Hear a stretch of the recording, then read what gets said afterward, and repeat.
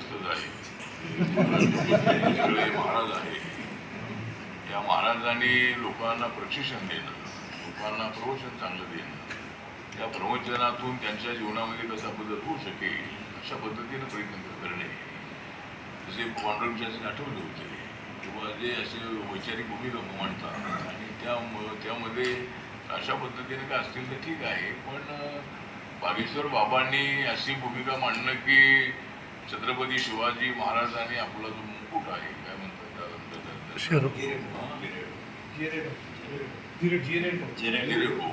तो संत रामदासांच्या समोर ठेवला आणि आता मी काय करू असं त्यांनी विचारलं, असे काय ते बोललेले आहे.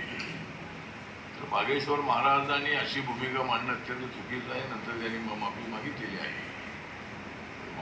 माफी असं काहीतरी बोलायचं आणि माफी मागायची बरोबर नाही आहे. मला वाटतं शिवाजी महाराजांचा इतिहास असा वाचला पाहिजे आणि महाराष्ट्रामध्ये येऊन शिवाजी महाराजांच्या बद्दल अशी भूमिका मांडणं अत्यंत योग्य आहे. शिवाजी महाराज हे त्यांना गुरुची काही आवश्यकता नव्हती, जिजामाता ही त्यांची गुरु होती. त्यामुळं छत्रपती शिवाजी महाराज हे मावळ्यांच्यासह हे लढलेले आहे आणि सर्व भारताच्या अनेक ठिकाणी ते जाऊन पोचलेले आहे. पानिपतपर्यंत जाऊन पोचलेले आहे आणि आता ते त्याला तथाल बडोरा स्टेडियम यासाठी नाव पडले अशी माहिती मला दिलेली आहे की आपले जे सगळे मावळे होते ते मावळे पानिपतच्या युद्धासाठी तिथे गेले आणि तिथे थांबले होते. आणि डाळ आणि कटोरा म्हणजे कटोऱ्यामध्ये डाळ घेऊन ते खायचे म्हणून त्याला ताल कटोरा असं नाव पडलेलं आहे अशी माहिती आहे.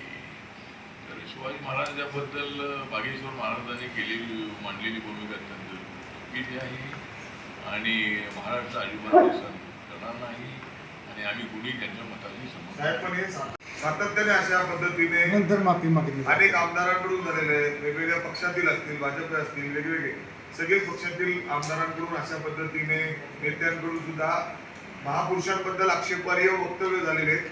त्याच्याबद्दल आता बाबांनी जे केलेलं आहे त्याच्यावर असं वाटतं का तुम्हाला गुन्हा दाखल व्हावा त्यांच्यावर? कारण मुख्यमंत्री स्वतः मंचावर होते. मुख्यमंत्री त्या सभेत होते आणि मुख्यमंत्र्यांनी त्या वक्तव्याबद्दल मी संमत नाही अशी भूमिका त्यांनी मांडलेली आहे. मला वाटतं की सगळे जे देशातले बाबा आहेत त्यांची चौकशी झाली पाहिजे. नाशिक बाबाची चौकशी झालेली आहे. नाशिकच्या खरात बाबा जे आहे त्या खरात बाबांच्यावर कारवाई झालेली आहे आणि म्हणजे एवढं असं चुकीचं काम करत होते खरात बाबा. मुलगाने घेतलेला त्यांचा ताबा म्हणजे आता त्यांनी ताबा घेतलेला आहे. आपण जे म्हणता त्याप्रमाणे या बाबांनी अशी वक्तव्य करू नये. नंतर वक्तव्य केली तर त्यांच्यावर कारवाई होणं अत्यंत आवश्यक आहे असं माझं मत आहे.